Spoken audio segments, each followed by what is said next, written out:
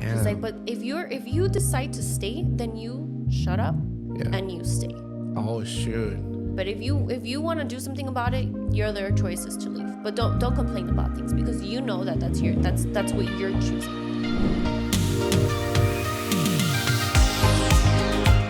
Thank you for being here, Nayeli. It's been a while. We know each other since what, 2016? Well, actually, funny thing, a little bit before, because you used to work for a bank that I used to work, right? Yes, First Convenience. I forgot about that. And it was, I mean, we never met because I think I was on my way out, and then you got hired. And then, like, after a year or two, I think, then we got hired for the same company. Yes. So that's when I was like, I know you. And then, so we started working together in 2016, right? Yes, it's been some time. It's been a while. Now, were you working for, well, I'm just going to say it, Verizon? Were you working for Verizon customer service before? Or, Yes. yeah? So how did you end up like within Verizon, like customer service? Because, I mean, I tried doing like the phone at home and stuff like that, and it doesn't work at all. I need to be face to face with people when I'm talking to them. Yeah. So why did you end up in that retail thing? So funny thing is, I mean, I was a little lost. I went to college. I got my associate's degree. I was still in school. I was still figuring out what I wanted to do. And my brother always told me, hey, Verizon Wireless is a great company. They have great benefits, great pay. And I remember him always wanting to apply, because it used to be, oh my God, what was it before? Altel? Altel. Yes. So it was Altel before. And I remember one of his ex-girlfriends worked at Altel, and they got paid very well and all of these things. So I remember him always pushing that on me. So I applied, I want to say maybe 3-4 times, to be honest, until I finally got hired. I get hired at the call center. It was a journey. It was crazy. I'm sure. It took me, I want to say 3 years to get into Verizon. So I think it's the same way, because I don't know why, but before I don't know if that changed, but I think like it was more difficult to get into Verizon because, again, it's a good company, good benefits and everything. And of course you get burned out after a couple of years because the retail life is just crazy. But let's go back a little bit before that and before college and everything.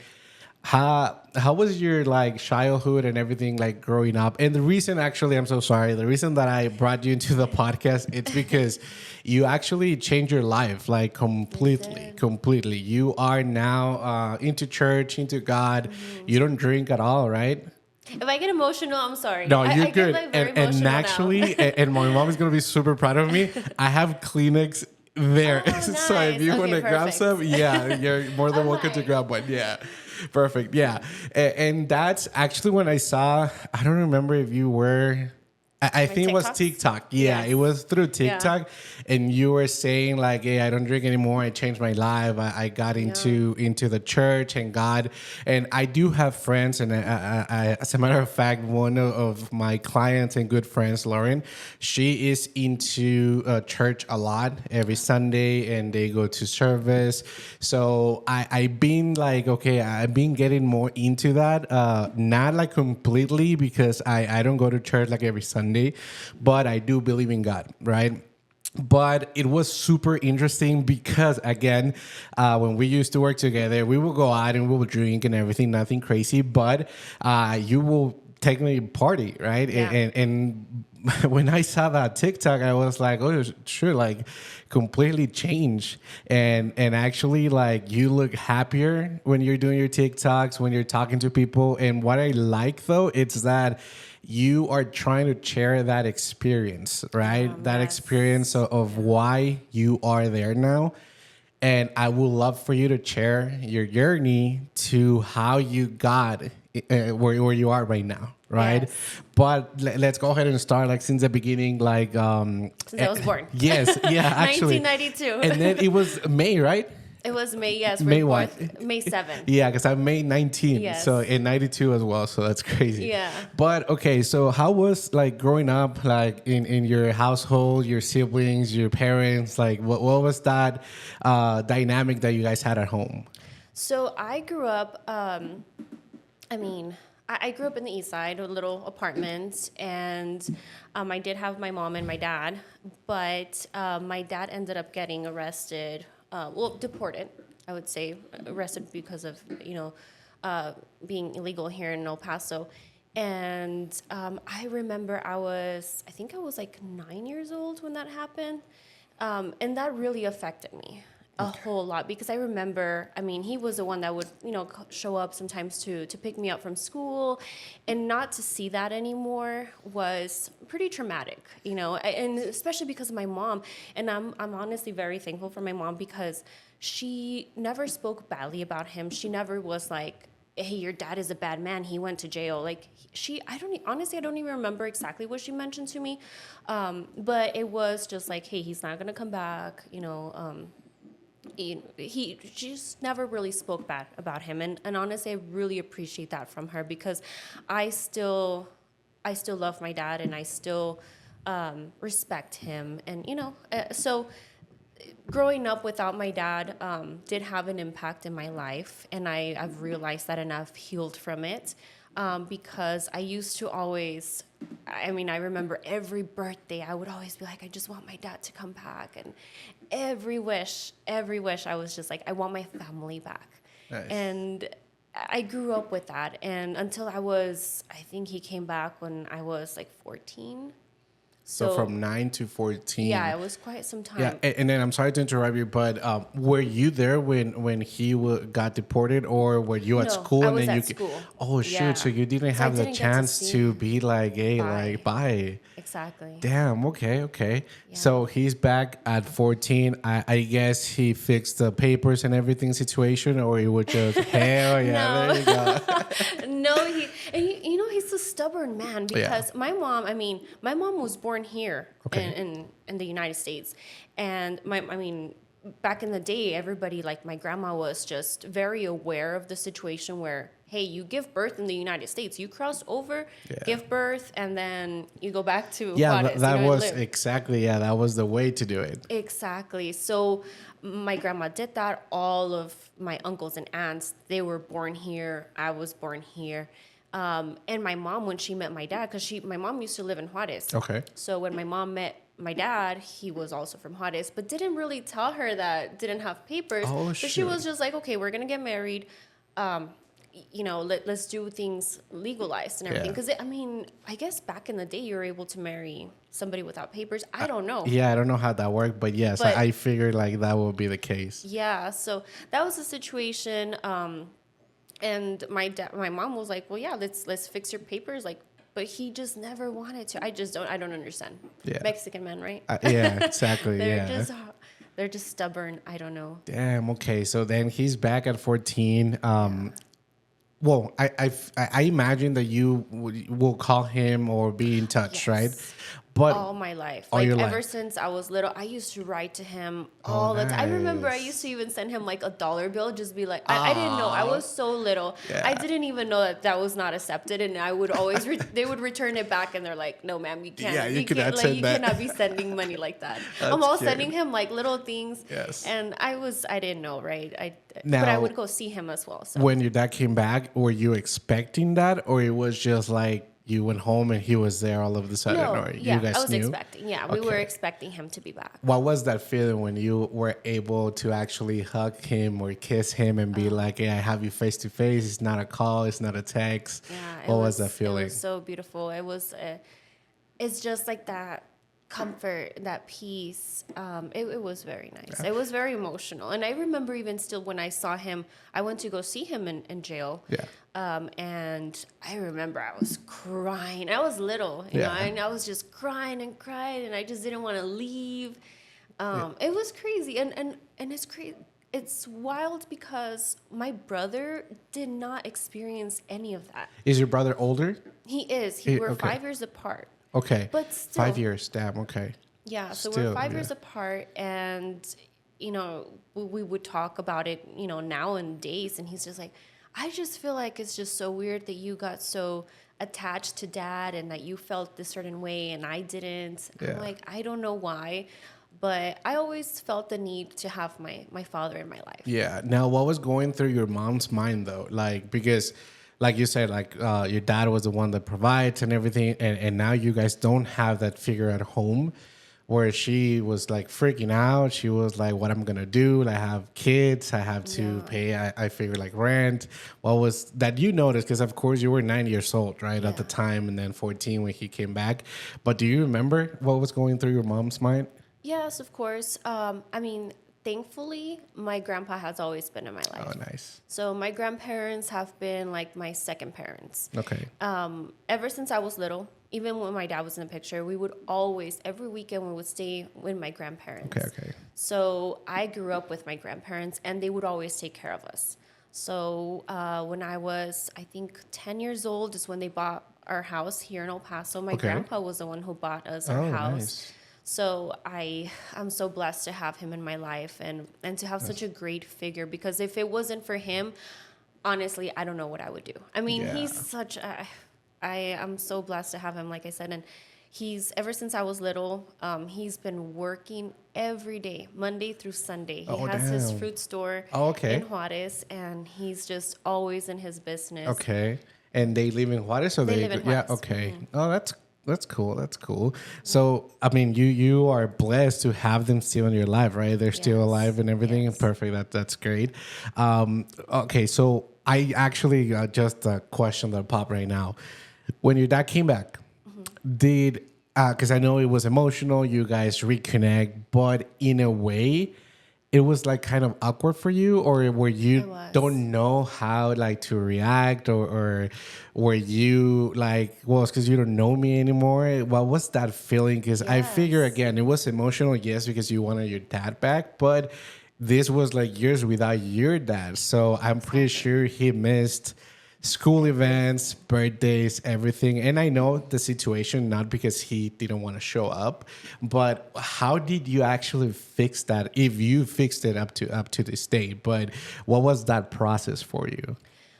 So yes, it was hard, especially because he left when I was a child, and then he came back when I was a teenager. Yeah. So everything had changed. I mean, since I was 14 years old, I started to drink. Okay.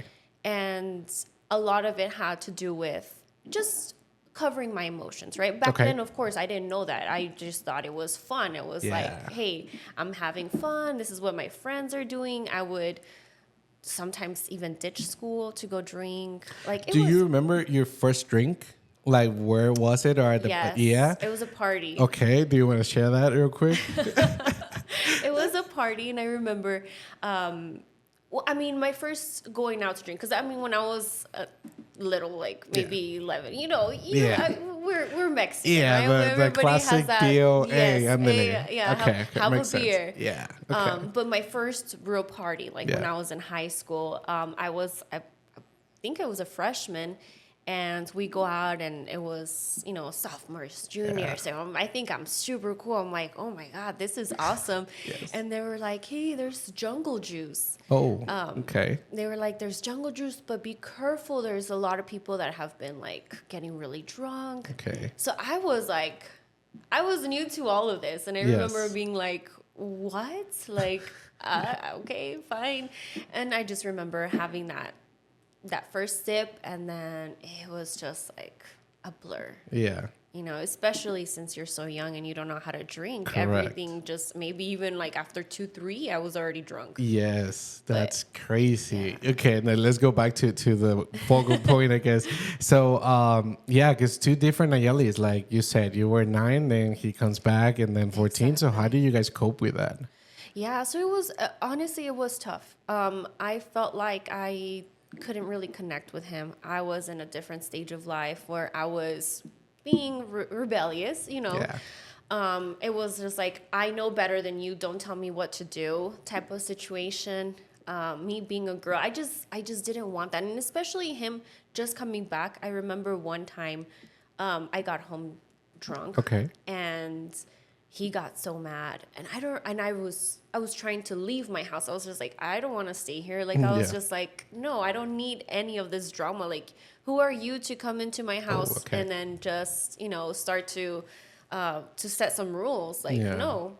And I just remember being so upset. I mean, I didn't leave, but I just remember him. I think he slapped me, Okay. and I was just like heartbroken. I felt so many different emotions because I saw him as a new person. Like, this is Yeah. somebody new into my life. And here he is trying to set some ground rules, trying to discipline me. Correct. And I was just like, no, this is not. So it was very tough. And it took a while because, again, he got deported. Okay. So second time. So a second time he got deported. It wasn't in my life for quite some time until actually about 2 years ago. Oh wow. Okay. Yeah. So Okay. it was in and out for most of the time, Okay. but for very long periods of time, because the judge was just like, "Hey, man, like, Yeah, what are you like- doing? Like, come on." Yeah. So he came back, and I know, right? Like, I've ever since I was already a little bit older, I've always wanted to know a little bit more about my inner child, about my healing, and I've just known that that's been a huge cause in my relationships that I've Yes. had. Like, it's just been just fallouts, right? Yeah, and we're gonna touch base on that. Could Yeah. actually, you talked to me one of those times because I think you moved to Dallas, right? But we'll go back to that real quick. But so okay, and your mom, what was going on with your mom during that time? Because I mean, I'm pretty sure she was excited too that okay, husband is back, right? But you guys were not clicking, and I'm Yeah. sure your mom was in the middle because I mean, she loves you and she loves him, so it's like, what would she do, right? So she always stood by our side. Okay. Her thing is, and her mentality has always been my children before him. Okay. And that's just, I don't know if that's the way that a lot of families are. I don't know if maybe because she knew that maybe my dad wasn't the right one for her. Okay. But I mean, she was very loyal to him. Okay. Very loyal. I mean, if anything, maybe she went on a one date or two. Oh damn! After he got deported and everything. Wow. Right. Because she was, I mean, and I was okay with it because I'm like, Mom, like, you have to live your life. You can't be waiting forever for him. Yeah. And you just never know. Like, what if he comes back and then things don't work out? Because it was, I mean, don't get me wrong, it wasn't the perfect family that we had when he was there. Correct. It was actually, there was some abuse there. And so I did grow up with that. Now, abuse like to your mom or To my mom. like the whole family? Just to my mom. To your Yeah. mom? It was physical and, was and physical, verbal yeah. abuse. And did Both you of guys, them. both of them? Both of them. And Yeah. did you actually witness like yeah. stuff? Yeah. Yeah. Well, and what? Because I'm sure that pretty much, like it was something in your life that you will remember forever. Of course, right? yeah. But what was going through your mind exactly when you like witnessed for the first time? Like, It's hey, scary. yeah. It's very scary. Damn. Yeah. I was just always afraid. Okay. I always felt like, oh my God, what's going to happen, And I guess that's why you actually wanted to get out of that house because you were not feeling safe, I guess.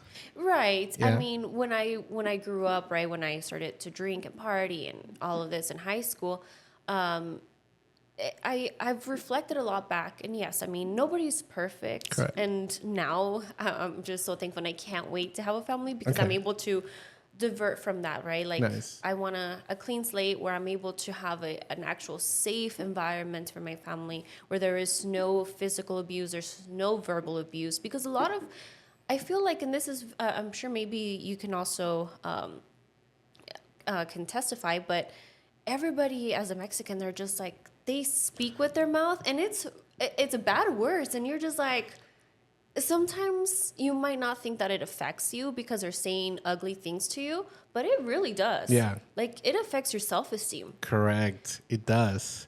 And the thing is that you don't even realize it until, well, are you going to therapy right now or did you went to therapy? I went to therapy, Yeah. yeah. Okay. So I'm going still to therapy, but nice. sometimes you don't even realize those small details. Yes. Like, dude, that's why I'm reacting like this because of this that happened like 10 years ago.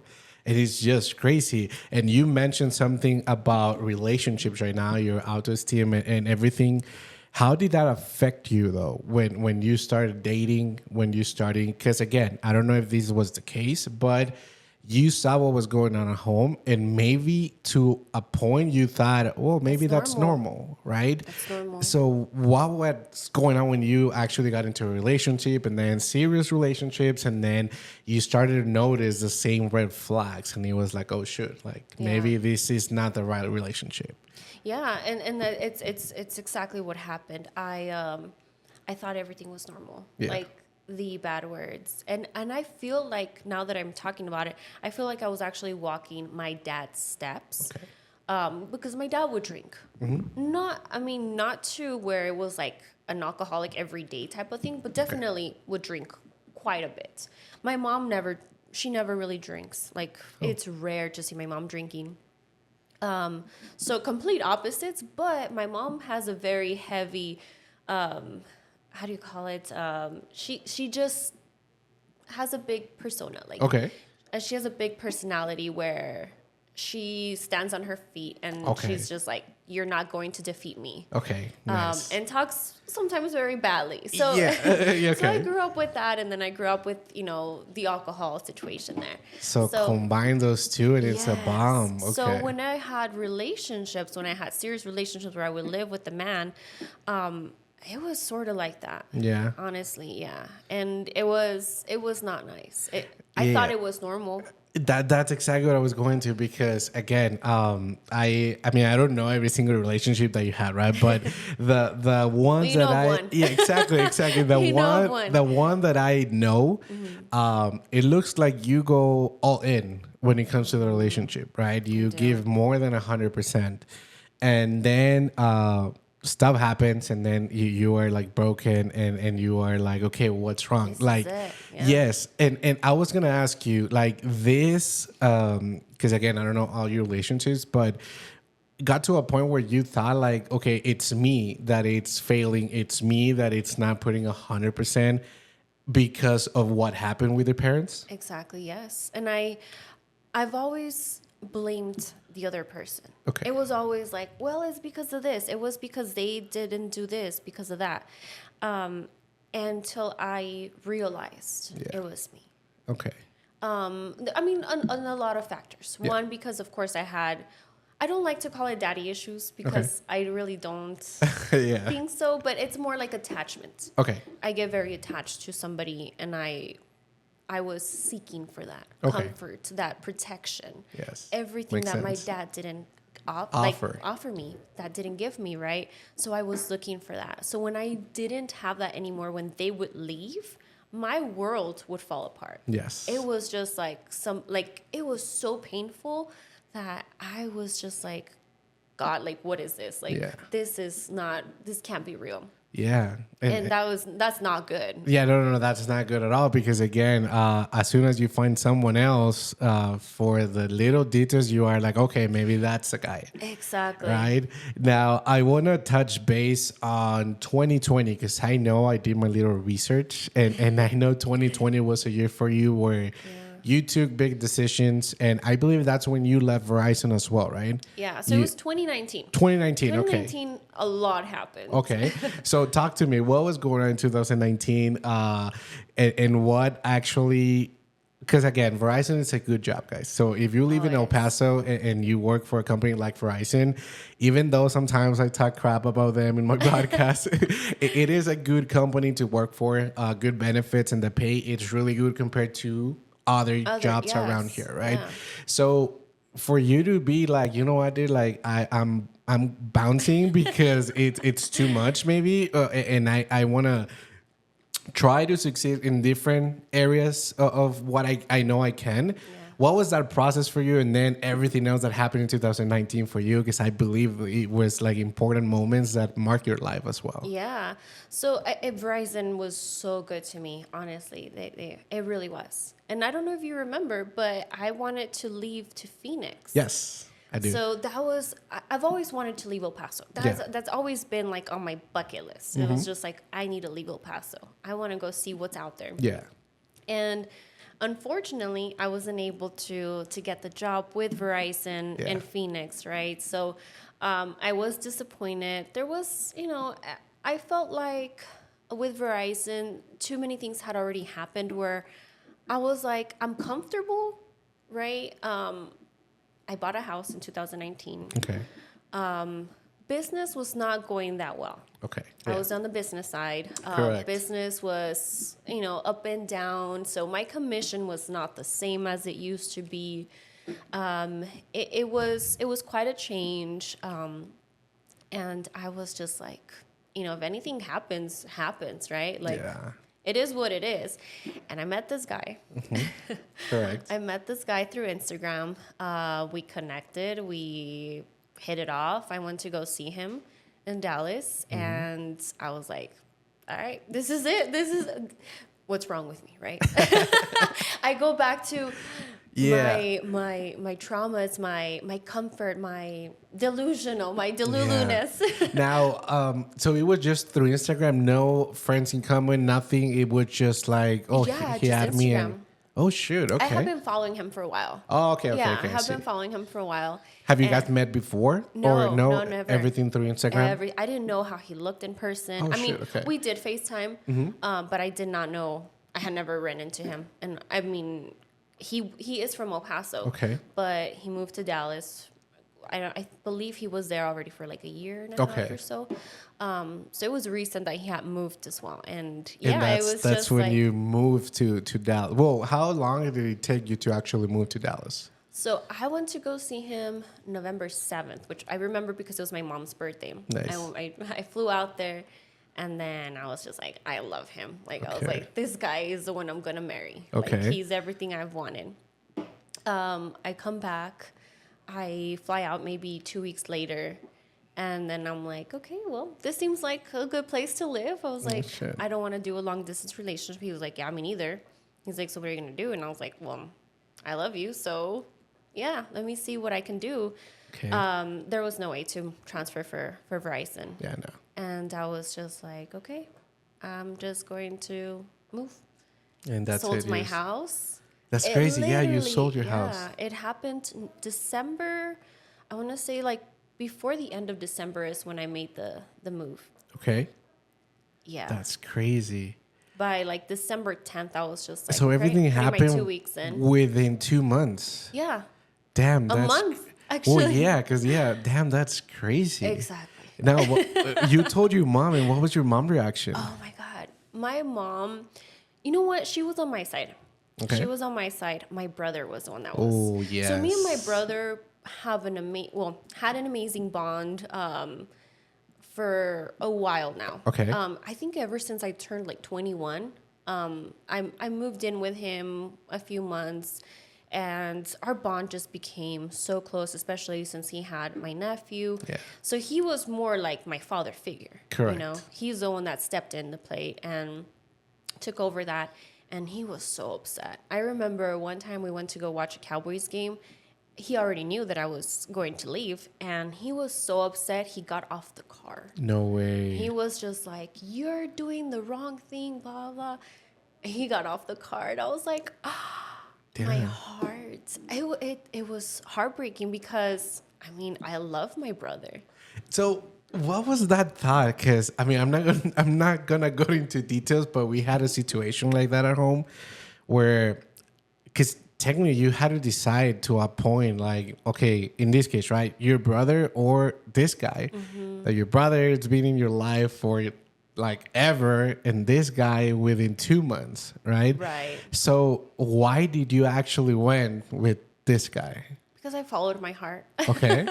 I followed my heart, and obviously it was not the right decision. Right. But I feel like it's made me who I am. So Exactly. I'm honestly, I don't have any regrets. I Okay. really don't. Maybe the only thing that I regret is selling my house because Yeah. now it's worth $100,000 more. Damn, yes. But it is what it is. I mean, those are things that you can buy again, right? Correct.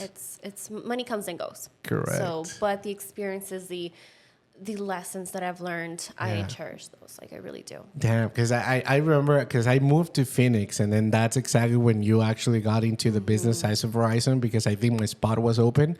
And then you Yes. got into the business. And then I came back in 2019, and I remember like asking, like, I think I asked Jenny about you. Like, hey, where is Nayeli now, in what store? And then she was like, no, she She's gone. She's gone. Yeah, because I actually went back November. Well, last week of November, first week of December. Yeah. Yeah. I was out on leave. Exactly. And then I was just like, bye. Yeah, and I was like, wait, what? And then when they told me, no, she moved to Dallas, and I was, wait, what? It happened so fast. Yes. So now, okay, you, and I mean, it's Texas, but for you guys that don't know, Texas is like super It's big. far. It is far. It's what, 12 hours right now? It's 8 hours. 8 Well, hours. It's if you drive normal, Yeah. it's about 9-10 hours. 9-10 hours. If Okay. you drive like me, 8 hours. 8 hours, 7.5. Yeah. But it was, I mean, even though it's the same state, but I'm sure the culture is different. I'm sure the people are different. You got a job over there, I'm pretty sure, right? Yeah. So when I made the decision to leave Verizon, it was very scary because Yeah. I literally did not have any money Okay. saved up. Yeah. I did it like so blindly. Like it was just like you do it now or never. Yeah. And for me to do it without any savings, without just knowing this guy for 2 months, God knows what was Yes. going to happen, right? And of course, the unexpected happened, right? Correct. Or the expected happened, Yeah. which is it didn't work out. Correct. So as soon I went, I applied for a few positions. I applied at AT&T, T-Mobile, but my biggest thing is I wanted to become a loan officer. That had always been part of my thing that I wanted to do. Yeah. And that's another push that it gave me to leave Verizon because I knew that's something that I wanted to do. Okay. I was like, I want to do mortgages. I want to do something new. Yes. And I got hired at Bank of America. It was Bank of America, right? Yeah. It was honestly a blessing. Like, Nice. I was just like, out of all of these, because I actually got hired on, I believe, actually all of them. I got job offers. Nice. Okay. Yeah. When you see Verizon on your portfolio for Yeah. 6 years, Yeah. and all the positions that I did, all the trainings that they gave us, Exactly. you just become gold. Yeah. You know? Yeah, You really exactly. do when it comes down to customer service or Yep. sales jobs. Correct. It's like a check mark, right? Yes. In there, and it's like, wow. Okay, so you got hired at Bank of America, but you were already living there, or before you actually left El Paso, you were like, okay, I have this job secure. I had already quit, Okay. right? So I had already quit. I didn't have a job. And a week later, I got hired at Bank of America. Yeah. So I was going to start January, I want to say like the second week of January. Nice. And yeah, I mean, I left, I moved, and I started working at Bank of America. Yeah. Things didn't work out with my boyfriend. And So now I'm so sorry. I want to touch base on that though, because I think that had had a lot to do with you actually realizing like, hey, I need to do a change, right? Oh, yeah. Yeah. So what happened in that relationship? Like, I know things didn't work out, but like, walk me through that relationship to the point that you started realizing like, oh damn, like maybe this is not the good relationship for me. And then to the point that you were like, screw this, I'm going to go back to El Paso. I'm going to go back home. yeah. Well, within that month, it happened. I was just there for like a month, and then things didn't work out. Yeah. It was that fast. Correct. There was a lot of things that we didn't know about each other. Okay. He needed his own healing. I needed my own healing. When two people like that come together, things just don't work out. You know, we don't see eye to eye. I was with a different mentality. Yes. I come with the El Paso mentality of a woman where I work, you listen to me. Like, you Yes. know, like I don't know that's just my mentality. And he's a very like different type of man Okay.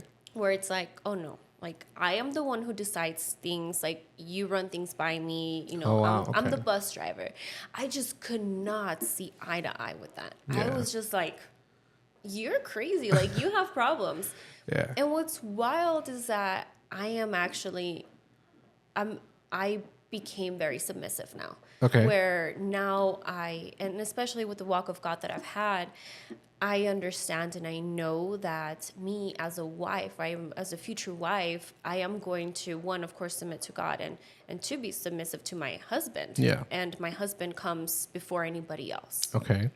And they're the ones that are going to say yes or no. Like, they're the leaders, right? I'm the nurturer. I'm the one that's going to help them and follow them. Yeah. And that was just not the way I would think. No. I was just like, no, like what? Like it was just, and I just could not see eye to eye with that. Yeah. And that was one of our biggest fallouts. Now, any physical like fights or any emotional like abusive verbal situations or anything like that? Yeah, there was some abusive, word exchanges. Okay. It was just not. I thought it was normal, right? Yeah, correct. Because I'm still not Back healed. to yeah. It is And crazy though because how old were you when you were in Dallas? So it was 2019. I was like, what, 27? 27, yes, 27. So it's crazy, like something that happened years ago with your parents. Like at 27, you are like, oh, this is normal because I saw this growing up. So yeah, maybe it's just another fight. Yes. And I was the one who would go and beg him back. Okay. Literally. And now that I see it, I'm just like, wow, like, Damn. that's just crazy, right? Like, why go do that? Yes. And I was the one that would always be like, hey, like, let's work things out. Like, give me another chance. Like, do this and that. So within that time frame, things were not working out. Thank God. I mean, not that I'm saying like it's a great thing, but COVID happened. Yeah. March. COVID happened. And I remember I was just figuring, I don't have money. Keep in mind, I don't have money in my savings. Correct. I can't afford an apartment by myself. Especially in Dallas. Yeah. Exactly. Damn. I had just sold my house already. Yeah. I didn't get any money in return. I was going to ask you that. Any profit from the house? No? I had the house for 7 months, maybe. True. Yeah. Less than a year. Yeah. I had put so much money in Yeah. there. My 401k all basically went to the house, which I obviously, lost. Now, let me ask you though. You sold the house because of the move to Dallas, or you were like, no, I'm just going to sell it because... Well, I got a lot of different perspectives. And Okay. this was before I became a mortgage lender. Okay. Me now as a mortgage lender, I would have been like, Yeah. girl, please do not sell it. It's Yes. it's gold. It's an investment property. Correct. But everybody I was just like, people would say, keep it, rent it out. But then they're like, but people don't take care of your stuff and you just never know. And then you're going to come back and you're going to have to pay more things because now you're going to have repair, whatever they, And then people are like, just sell it. That way you don't have to worry about it anymore. Who knew that it was going to appraise for that much? How much? 100K more? 100,000, yeah. I bought it for 160. That same model is for 260 right now. That's and with the higher crazy. interest rate, of Yeah, course. correct. Damn. Well, let's go back. So then you were the one going back, begging, like, hey, give me another chance. Yeah. And eventually, did you guys give another shot to that relationship, or it was just like, no, and then that's when you realized I need to go back? Because COVID happened, right? Right. So things were just back and forth. I was still living with him. I had no other choice. I literally didn't have any money. Until COVID happened, and I was like, thank God I'm able to go home. Yeah. Everybody was like, well, we can't work in the office anymore, so here's your computer. Nice. And I was like, all right, I'm taking my computer. I'm going back to El Paso. Yeah. So I came back home. What happened with your stuff? I Oh, didn't you really didn't have have much? much. Okay. No, I was living out of just a little bag. Nice. So you came back, but did you actually like officially ended things with him? Or okay. So before you left, it was like, hey, you know what? That's it. Yeah, we ended things. And then I was just like, well, we'll see when I go back to work. So that happened, and we thought we were gonna go back 2-3 months. Oh yeah, everyone thought that. Yeah. Yes, everybody really thought that, but I was only here for 3 months at the most. Yeah. And then I was just like, you know what? Just in case if I have to go back to work, I'm gonna go get an apartment. Yeah. So I saved up money. Okay. Got myself an apartment over there. I drove out and I set up my little apartment. Nice. I was happy. And then I reconnected with him. Okay. So it was just like a whole back and forth thing throughout this whole time that I was in Dallas. And then what was like, como dicen en español, la gota que derramó el vaso, that it was like, you know what, that's it, I need to go back home? Yeah, it was. It was honestly, Dallas was an experience. It was a lesson. A beautiful, amazing experiences that I had. But personally, I was empty. I was literally empty. I remember I would cry by myself because I didn't really have like friends, you know. I mean, True. I did meet some amazing people that I still talk to, but at the end of the day, I was by myself. I needed my family. Yeah.